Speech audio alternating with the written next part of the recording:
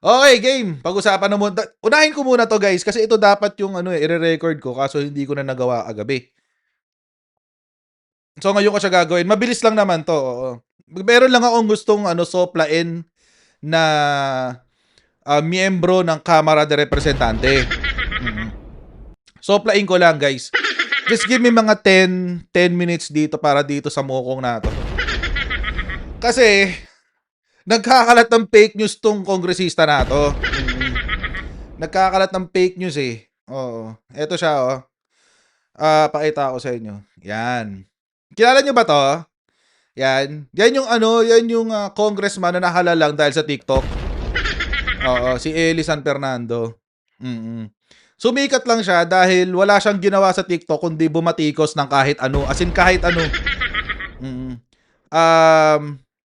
Nakuha niya yung nakuha niya yung tawag dito, yung secret ng para ma-elect ka sa party list. Oo. Magpasikat ka lang, ganun lang. Kahit wala kang kwenta, kahit bobo-bobo ka, kahit tanga-tanga ka, walang problema, importante magpasikat ka lang. Oo. Tulad ngayon, mga kababayan, pinakita na naman ni Eli San Fernando ang kanyang kabobohan. Alam nyo, etong si Eli San Fernando, dinadaan lang niya yung salitaan niya para magtunog talino. Tunog talino lang. Tunog talino. Yan, dyan magaling mga DDS tunog talino. Panoorin nyo guys, panoorin nyo lang ha, sandali lang. Ralph Recto, tigas kasi ng mukha mo eh. Di pahiya ka ngayon. Problema kasi sa'yo, hayok na hayok ka sa pondo, sa pera ng mga manggagawa at ordinaryong Pilipino. Mga boss, good news. Nagdesisyon na at ipinag-uutos ng Korte Suprema sa gobyerno na ibalik nito yung kinuha na 60 billion mula sa PhilHealth Funds. Kung matatandaan natin mga boss, nung nakaraang taon, naging napakaingay at napakainit na issue yung pagkuha ng national government sa mga tinatawag na excess funds ng mga government-owned and controlled corporations, kabilang na yung PhilHealth. At sino ang may pakana niyan? Di walang iba, kundi yung unggoy na si Ralph Recto na ngayon Executive Secretary na. Doon sa inilabas niya na DOF Circular 003-2024, ipinag-uutos na lahat ng GOCCs, kabilang na yung PhilHealth, ibigay yung tinatawag na mga excess funds papunta ng national government. At yung dahilan ng mga gagong yan, kailangang ponduhan yung mga tinatawag na unprogrammed appropriations. Mga kababayan, so kung paano siya magsalita, palagay nyo sino mga botante nitong mokong nato. Sige, palagay nyo sino botante nitong hayop nato ni Eli San Fernando. So kung paano lang siya magsalita. Matutukoy nyo na agad, di ba? Di ba? Yung mga tao lang din na katulad niya mag-isip ang mga botante niya. Ayan, mga DDS. Mga kababayan, sa party list, konti lang kasing boto ang kailangan mo dyan sa party list. Mga 300k ka na boto, medyo safe ka na. Mga 300k. O sabihin natin na saan ba to? Kailan siya kumandidato? Sabihin na natin na sa boto ni tawag dito ni Bongo kasi mga DDS ang karamihan diyan mga DDS Actually may mga iba din mga Marcos loyalist tsaka admin supporter na bumoto sa kanya. Not me. Hindi ako kasama doon. Sabihin natin na sa 20 million ni Bongo, merong 10% na nakuha itong si Eli San Fernando. That's 2 million votes, mga babae. 'Di ba? Pero hindi naman one seat lang So malamang sa malamang nasa 100k lang. Or mga nasa mga ganon, more or less mga 100k to 300k. So kasi one seat lang So obviously mga kababayan, itong si Eli San Fernando ginamit lamang yung uso nung panahon na yon, 2024 election. Syempre, ang uso nun batikos kay Martin Romualdez. Yun lang naman So ginamit niya yon para manalo sa election. Kudos to him sa paggamit sa kabobohan ng taong bayan para maging kongresista siya. Ngayon, sa mga bumoto sa kanya, etong nakuha yung quality ng party list. Stupid din. kung saan kabilang na dyan yung mga flood control projects na pinagmulan nitong iskandalo na kinakaharap ng bansa natin. Sa katunayan nga, sa isang hearing nang tinanong yan si Ralph Recto, saan nyo ba gagamitin yung mga pinagkukuha nyo ng mga pondo mula sa mga GOCCs kabilang na yung PhilHealth? Ang sagot ba naman ng gagong yan, ipampapatayo daw ng mga kalsada, ng mga tulay at ibang infrastructure projects. Kung di ba naman isang dakot na mga tanga at mga gago, yung mga nasa DOF na pinamumunuan noon ni Secretary Ralph Recto, malinaw na nakasulat sa batas sa Universal Healthcare Act na kung anuman yung sobrang pondo sa PhilHealth, dapat mga hulugan ng pagpapababa ng premium. Yan yung buwanang kontribusyon na ibinabawas sa sahod ng mga manggagawa para mapalawak yung mga benepisyo na nakukuha sa PhilHealth. Yan yung ipinupunto at pinaglalaban natin na wag kunin ni Ralph Recto at ng national government yung pondo ng PhilHealth. Pero take note, hindi pondo ng PhilHealth ang kinuha. Hindi yung contributions ng employer at employee ang kinuha. Kung di ba naman isang gago at tanga to si Eli San Fernando, ang kinuha ay yung excess fund sa mga investments. Ibig sabihin, si PhilHealth, nung kinuha niya yung pera ng taong bayan, imbis na ibigay niya sa premiums, ibigay sa serbisyo, ang ginawa, i-deposit sa mga bangko. Ang ginawa, ipinambili ng mga investments, ng mga stocks and bonds. Ganun ka kabobo, hindi mo ni-research yun. Ibalik lang natin sa kanya kung paano siya magsalita. Ibalik lang natin sa kanya kung paano siya magsalita. Kasi mukhang sa ganun siya naikinig. Hindi yun kinuha sa contributions. In fact, the contributions are intact.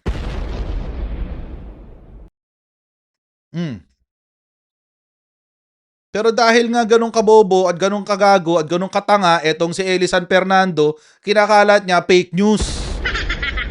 Diba? Ibalik natin sa kanya kung paano siya magsalita. Sana makarating sa'yo ito, gago ka kasi. Kaya nga siya excess fund eh. Ang tigas kasi ng mukha ng gagong yan na sa halip na pakinggan yung hinaeng ng mga manggagawa, ng mga ordinaryong Pilipino at ng mga pasyente, pinagdiinan niya pa, itinulak niya pa na makuha yung pondo ng PhilHealth. At mga babayan, eto lang no, kung di ba naman isang bobo at tanga at gago tong si Eli San Fernando.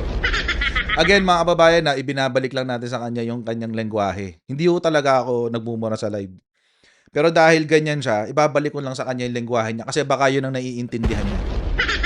Kung di ba naman isang bobo, tanga at gago itong si Eli San Fernando, nung panahon na kinuha yung budget na 60 billion pesos, anong nangyari? Doon pa tumaas ang serbisyo ng PhilHealth.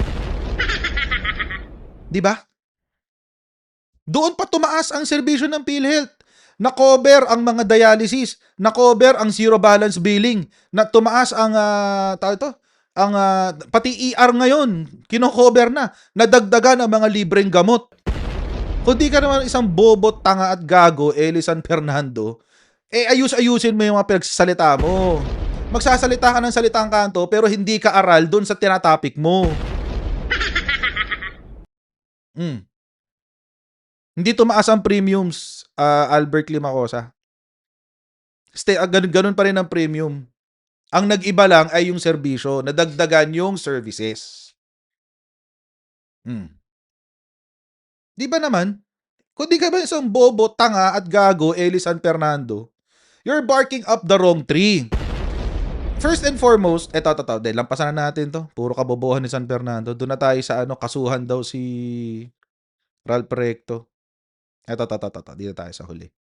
Yarn. Ay si Ralph Recto at malinaw na illegal ang ginawa ni Executive Secretary Ralph Recto sa basbas na rin ni Pangulong Bongbong Marcos. Ano ka ngayon, Ralph Recto? Tigas kasi ng mukha mo Balikan natin yan yung parte na yun. Ngayong may desisyon ng Korte Suprema, edi maganda yan na ibabalik yung pondo na kinuha ng national government mula sa PhilHealth. Pero wag nating kakalimutan mga boss na ang arkitekto, yung utak sa likod ng paglipat ng pondong to ay si Ralph Recto. At malinaw na illegal ang ginawa ni Executive Secretary Ralph Recto sa basbas na rin ni Pangulong Bongbong Marcos. Illegal daw ang ginawa ni Ralph Recto sa basbas ni Pangulong Bongbong Marcos. So, ibig sabihin, mga kababayan, ang end goal dito ng messaging ni Eli San Fernando, may illegal daw na ginawa si Ralph Recto at si PBBM. Mm. Ulitin ko lang, gamitin ko lang yung lengguwahe niya sa kanya. Kung di ba naman isang tanga, gago at bobo itong si Eli San Fernando, binasa mo ba yung desisyon? Binasa mo rin ba yung mga concurring at dissenting opinions?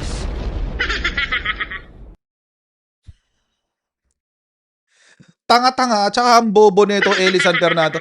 Kayo mga bumoto dito kay Eli San Fernando, kailangan bumawi kayo sa susunod na eleksyon. Tanggalin nyo tong mokong na to. Ba't nyo na iboto tong kamanggagawa party list? Binudo lang kayo niyan. Wala namang ginagawa yan para sa inyo. Tuloy niyan. O ano ka ngayon, Ralph Recto? Tigas kasi ng mukha mo eh. Pinagpipilitan mo pa na kunin yung pondo ng PhilHealth na galing sa mga kinakaltas sa sahod ng mga manggagawa. Ulitin lang natin mga kababayan, hindi kinuha sa kaltas ng sahod yung 60 billion. Yan ay galing sa investments.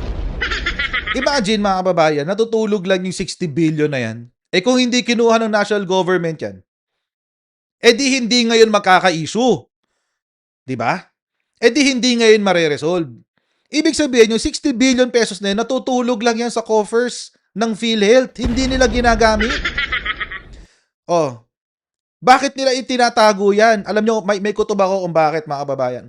Naalala nyo nung panahon ni Rodrigo Duterte, maraming taga PhilHealth ang yumaman dahil sa Christmas bonuses. Yung board ng PhilHealth, maraming yumaman dyan. Kasama si Duque, kasama sino pa ba? Sino ba yung dati? Yung dating PhilHealth president, I forget his name, yung general, yung kinasuhan. Ginagamit kasi yan pang Christmas bonus, kaya nila itinatabi.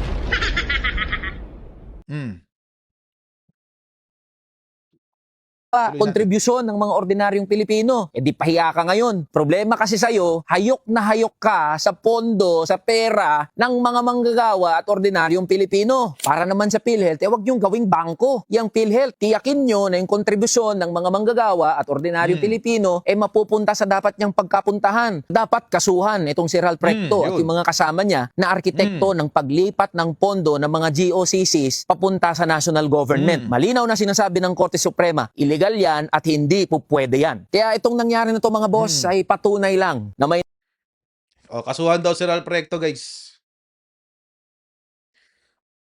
Si Morales, ayan si Morales. Kasuhan daw si Ralph Recto, guys. Kasuhan daw si Ralph Recto. Kung di ka ba naman isang bobo, tanga at gago, Eli San Fernando,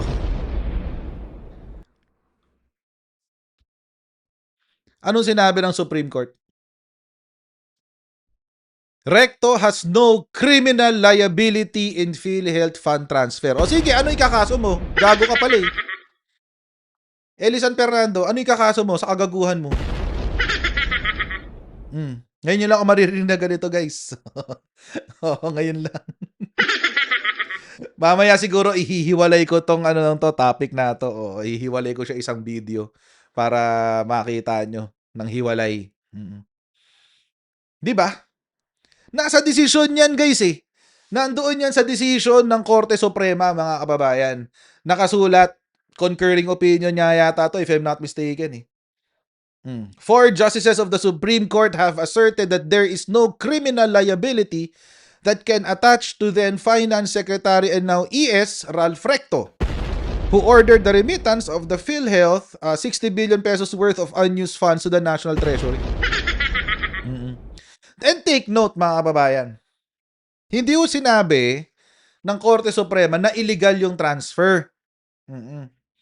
Take note ha, hindi yung sinabing illegal yung transfer. Ang dahil mga kababayan, ito ho kasi ang sinabi ng Korte Suprema sa decision. Sinunod lamang ng Department of Finance kung ano yung nakasulat sa batas. Sa General Appropriations Act. Ngayon, mga kababayan, kung binigyan ng kapangyarihan ng Kamara de Representante at ng Senado ang Department of Finance na magkaroon ng discretion sa mga surplus funds, hindi ibig sabihin nun illegal. Legal nga siya eh. Tutuusin kasi naging batas yun. Pero anong sinabi ng Korte Suprema? Ang sabi ng Korte Suprema, yung specific provision na yun ay with grave abuse of discretion. Ibig sabihin, dapat hindi siya nakasulat doon. So, if it was legal in the beginning, and then umakto lamang si Ralph Recto according to what was written in the General Appropriations Act, would there be a criminal liability doon? Wala. Legal yun eh. Pero may grave abuse of discretion. Ibig sabihin, mga kababayan, sinasabi ng Supreme Court na dapat hindi na isulat yan dyan in the first place. So ngayon, moving forward, hindi na yan isusulat. Ganun yun. Kaya nga sabi ng 4 na justices, walang criminal liability. Hindi naman yan katulad ng malversation of public funds. Na tulad ng ginawa ni Sara Duterte, na nakasulat sa kanyang GAA, confidential funds, pero ipinambili niya ng gamot, ipinambili niya ng bag, ipinambili niya ng seedling, ipinambiyahe sa kung saan-saan, etc. etc. Yun, malversation yun. Criminal yun. Diba, Eli San Fernando? Huwag kang tanga, bobo at gago sa pinagsasasabi mo. Kung gusto mo, bisita ka sa akin sa channel ko. Pwede naman yun eh. Diba, Eli? Pwede naman yun, Eli. Huwag ka mag-alala. I-open ko ang channel ko para sa'yo. Dito tayo mag-usap. Kung gusto mo magmurahan tayong dalawa, wala kang problema. Kaya-kaya kitang sabayan. Hindi mo makukuha sa ganyan ang karapatan natin, baka manggagawa, bla bla bla bla bla bla. Hoy, I've been in HR for more than 12 years. Alam ko ang sitwasyon ng manggagawa kaysa sa'yo.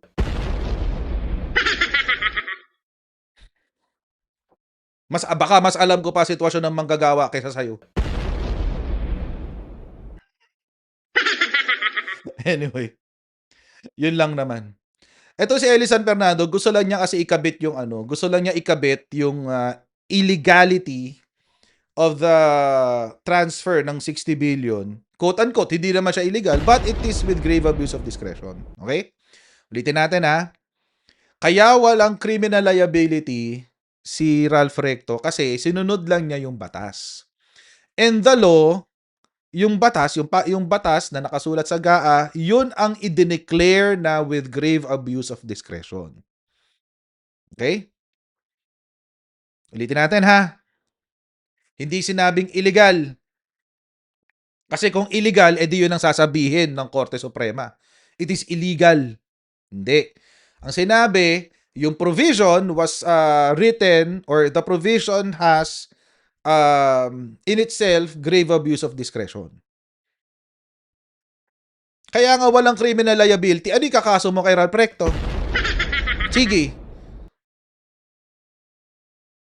Ano yung kakaso mo kay Ralph Recto kung wala siyang criminal liability? Gross negligence? Gross inexcusable negligence? Oh, sige, paano? Sige. Sige, palusutin mo yung gross inexcusable negligence. Kung sumusunod lang siya sa batas. 'Di ba?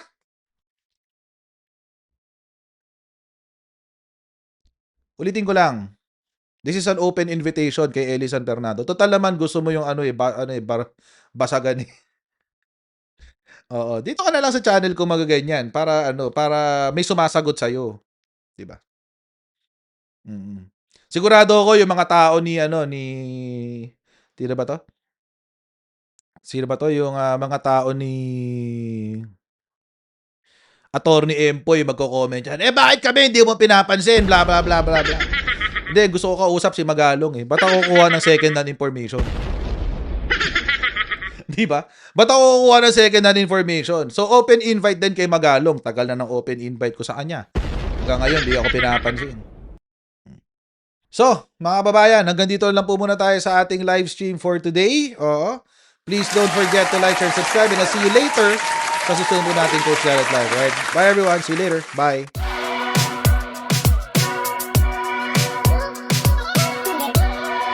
Huwag ganun. Natin gawing tanga mga Pilipino.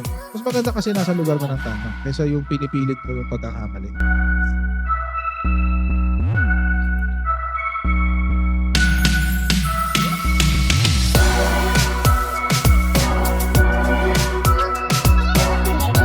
Are Are they willing to go that far? Hindi nakakalimutan ng Pilipino yan hanggat di nakakagutan.